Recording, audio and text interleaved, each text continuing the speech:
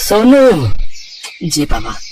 चल भाई, बहुत तेज धूप हो रही है, अब घर चलते हैं। अब नहीं हो रहा। मैंने आपसे कहा था कि आप रहने दो पापा, मैं कर लूंगा अकेले। हाँ हाँ, कहा तो था, पर तुझे अकेला कैसे करने दूं? इतना बड़ा खेत है, तैयार करने में समय तो लगेगा ना। हाँ वही तो मैं भी कह रहा हूँ पापा, आप घर जाओ, मैं करता हूँ। नहीं तू भी साथ चल, रोटी वोटी खा लेते हैं, फिर शाम को आएंगे। पर पापा तब तक तो अंधेरा हो जाएगा। आप चलो ना, मैं आता हूँ। अरे जिद मत कर, चल मेरे साथ, आज की छुट्टी मान ले। अरे पापा, किसान की छुट्टी कभी नहीं होती। अरे मैंने कह दिया ना, तो हो गई आज छुट्टी, अब चल मेरे साथ। ये कहानी इन्हीं के छोटे से परिवार की है। किशन अपनी पत्नी गंगा, बेटे सोनू और बेटी मोना के साथ एक गांव में रहता था। गांव की आबादी ज्यादा नहीं थी, तो सभी के घर काफी दूर दूर बने हुए थे।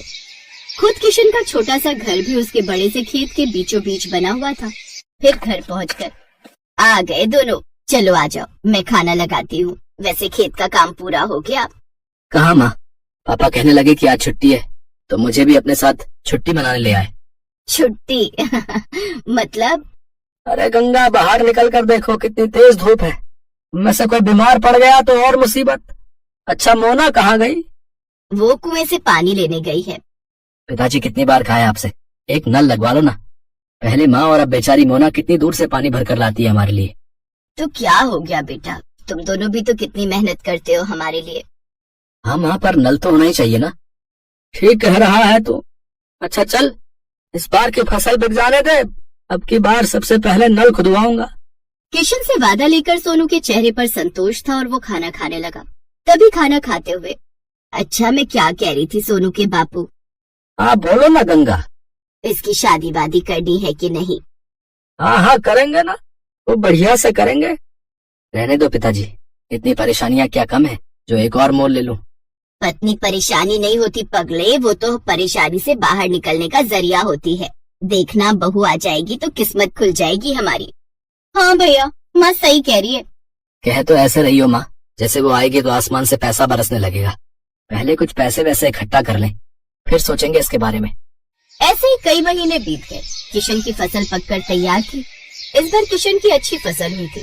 फसल से किशन को अच्छे पैसे भी मिले थे, तो वादे के मुताबिक किशन ने सबसे पहले घर में एक हैंडपंप खुदवाया और फिर उसी शाम।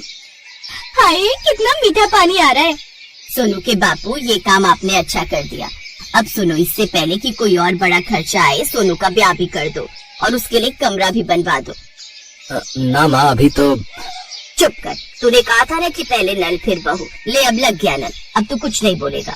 माँ की बात सुनकर सोनू चुप हो गया। फिर उस दिन से ही गंगा और किशन ने सोनू के लिए लड़की देखना शुरू कर दिया। और फिर क्या हुआ माँ, बात बनी? हाँ बन गई भाई, मुझे तो लड़की बहुत अच्छी लगी। राधिका नाम है उसका, पढ़ने लिखने में बहुत तेज है। पर क्या माँ?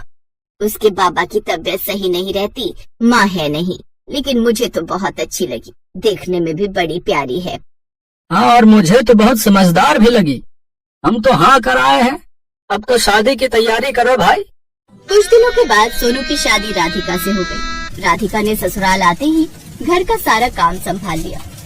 इस छोटे से परिवार में खुशियां ही खुशियां थी। फिर एक दिन, माँ जी अपना गांव तो बहुत छोटा है, यहाँ तो कुछ ही घर दिखते हैं।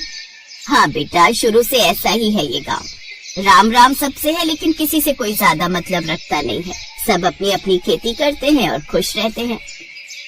माँ जी, हाईवे कहाँ को जाता है? दिल्ली की तरफ जाता है बेटिया। आप कभी गई हो दिल्ली? हाँ, एक बार तेरे बापू ले गए थे मेरे इलाज के लिए। बहुत चौड़ी सड़क है भाई, बस वाले ने सर भगा दी बस। इसका मतलब दिल्ली ज्यादा दूर नहीं है यहाँ से।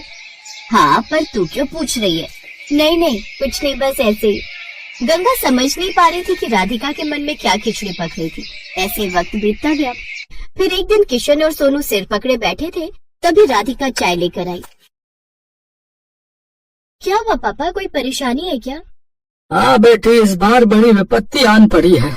अब की बार बारिश बहुत कम हुई है।